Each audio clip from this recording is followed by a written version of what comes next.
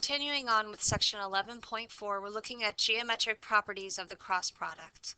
Let u and v be non-zero vectors in space and let theta be the angle between u and v. The first property is that the cross product of u and v is orthogonal to both u and v, and we saw that on the previous example.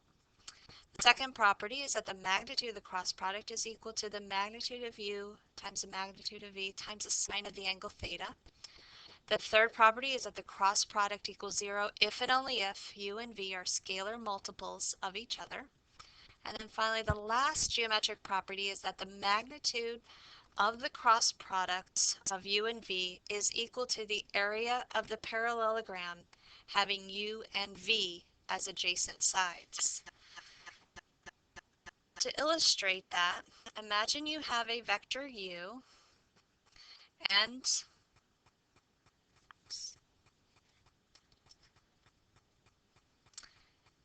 imagine you have a vector u and another vector v drawn in this way.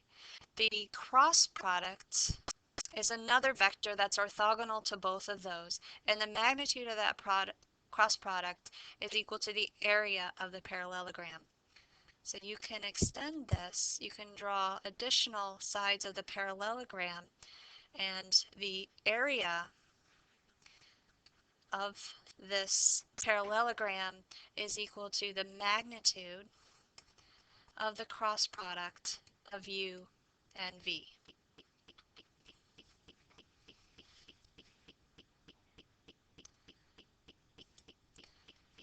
Let's apply this. For this problem, we want to find the area of a triangle. Now, we just mentioned that the magnitude of the cross product is equal to the area of the parallelogram. Well, if you cut that parallelogram in half with a diagonal, you do end up with a triangle. So imagine we have these 3 points. Let's label them P, Q, and R. And these are 3 points in space, P, Q, and R. And we want to find the area of the triangle.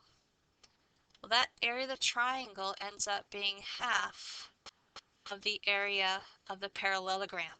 So we're going to let these two sides of the triangle be represented as the vectors u and v. We want to find the cross product of u and v and find the magnitude of that and then take half of it. So let's let vector u equal the vector that goes from P and ends at Q. Remember, to find the components of a vector starting at P ending at Q, you take the terminal points and subtract the initial points. So that would be 0 minus 2. The first component is negative 2. 1 minus negative 3. The second component is 4.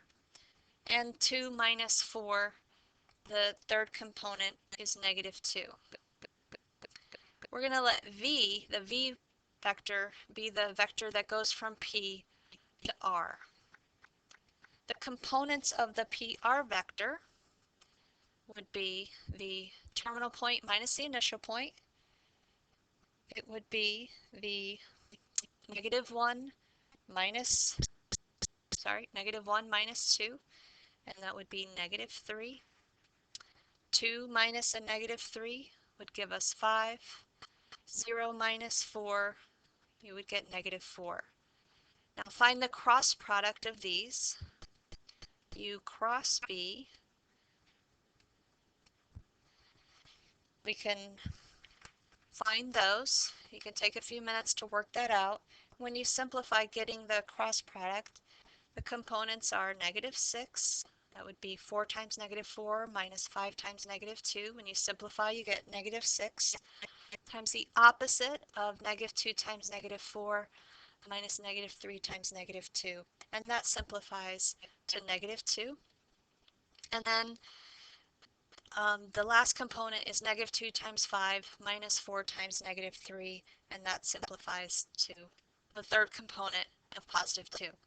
Now that's our cross product vector. That is a vector that is orthogonal to both u and v. That's one of the geometric properties of the cross product. Now the length of that vector is equal to the area of the parallelogram. So let's go ahead and find the magnitude of the cross product.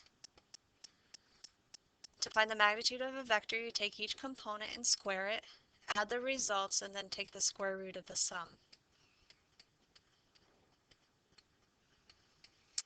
And that is going to equal the square root of 44. Now you can simplify this radical. This ends up being 2 square root of 11.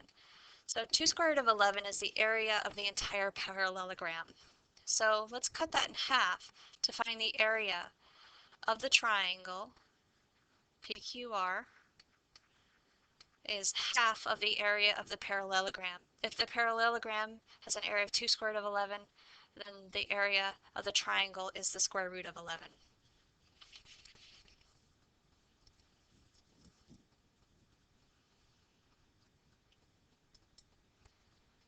Okay, let's look at this example. Let's find a unit vector that is orthogonal to both u and v. Find a unit vector that's orthogonal to both. Well, the cross product is a vector that is orthogonal to both u and v, but it's not one unit long. We can go back to the property of making a unit vector by taking its components and dividing by the magnitude.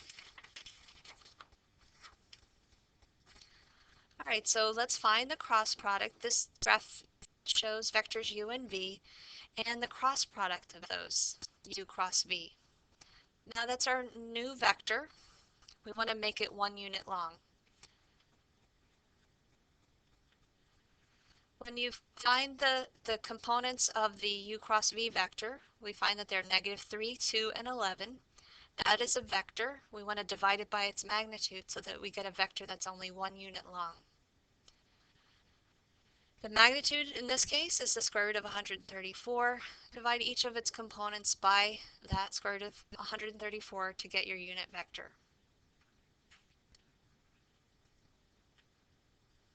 In physics, the cross product can be used to measure torque. The moment m of a force F about a point P, as shown in this figure, we have if the point of application of the force is Q, right here, the moment F about P is given by m, which is equal to the PQ vector cross the F vector.